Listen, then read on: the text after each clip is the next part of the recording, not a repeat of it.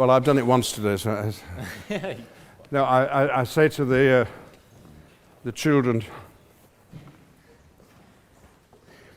it would be true of you. You know, when you have examinations, you have to work very hard for them. You have to prepare for them. You have to do your revision for them. You have to take them seriously. It's going to change your life if it all works out.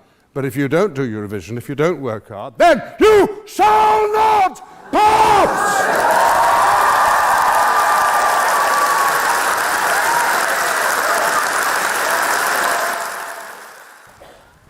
Hello, Sir Ian. Hello.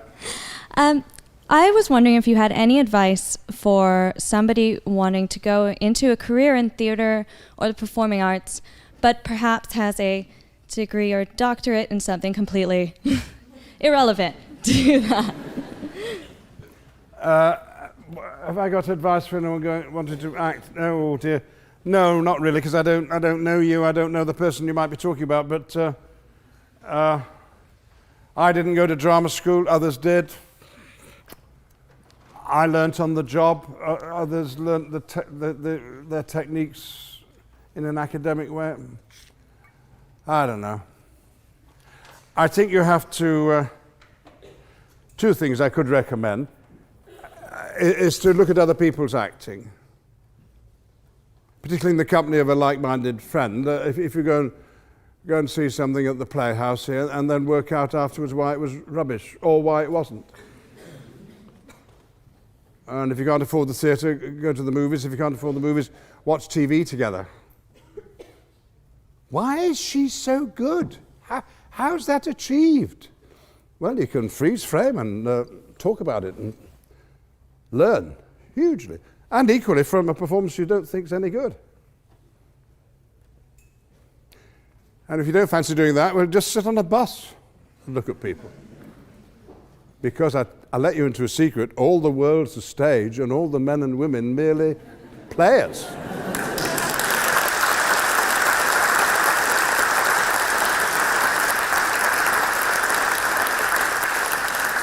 You see, we're all acting. That's what human beings do.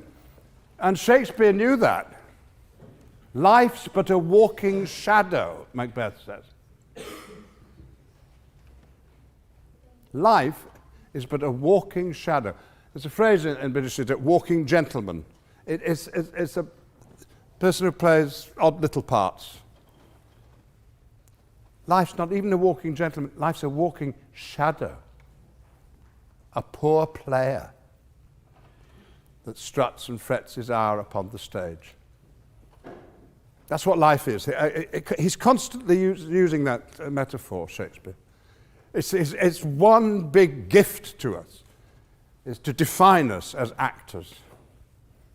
Because animals don't act. A leopard could change its spots, but it's still a leopard, that's the point. And I mean, when you got up this morning, you decided what costume you would wear. Oh, should I dress up? Oh no, I'm going to a lecture. No, I'll dress down. But then I'd like to wear something tonight. All right, I'll take a little bag with, what? A costume in it. How should I have my hair? That's all. Didn't you find, I did, when I was at school, I spoke with a different accent at school because the boys had a stronger northern accent than we used at home. There is language that you will use with your friends you wouldn't dream of using in front of your grandmother. We are so adept at being different because we keep showing different sides, a little bit of ourselves. And the only person who ever gets to know you really well is the one you love, with whom you do not act, or rather you act together. And that bit of philosophy comes directly from Shakespeare. So studying acting in order to become a professional actor, you're doing an intensely human activity. That's why we like actors. They're so human. and frail. Oh dear.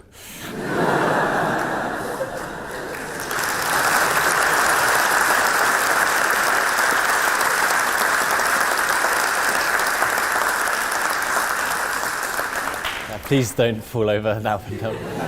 Yeah, let's go to you. Hi, thank Hello. you for coming this evening. I have a question about Lord of the Rings. It was going to come up eventually. My question is, Lord of the Rings is so huge and it's one of the most famous roles you've ever played. What do you think it is about Lord of the Rings that makes it so popular and why it speaks to so many people? What is it about Lord of the Rings that makes it so popular? Well, a local author, well done Oxford,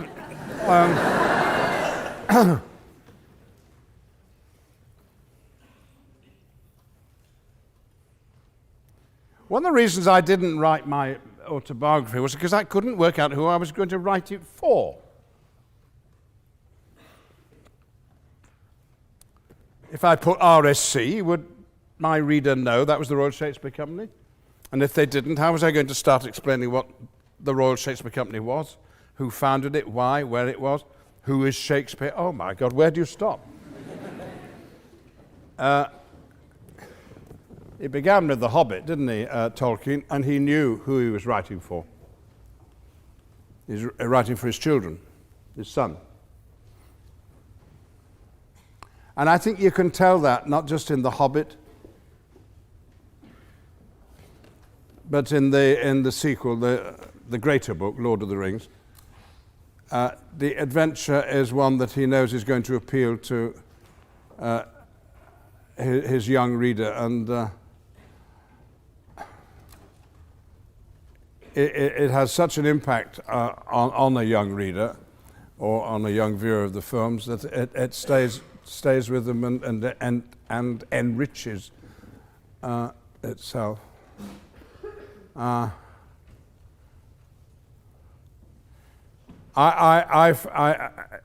Tolkien is a wonderful writer, and he's as adept as Charles Dickens, I think, in sketching out a scene. He can, with the minimum of words, tell you where you are. And you may be somewhere absolutely fantastic. Whether that's achieved in the films is up to you to judge, but I suppose it is that it's all about life and a view of life and a concern for good and evil. How could that not be engaging?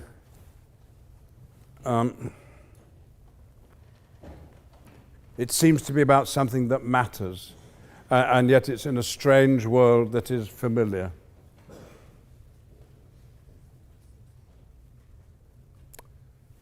In other words, I don't know.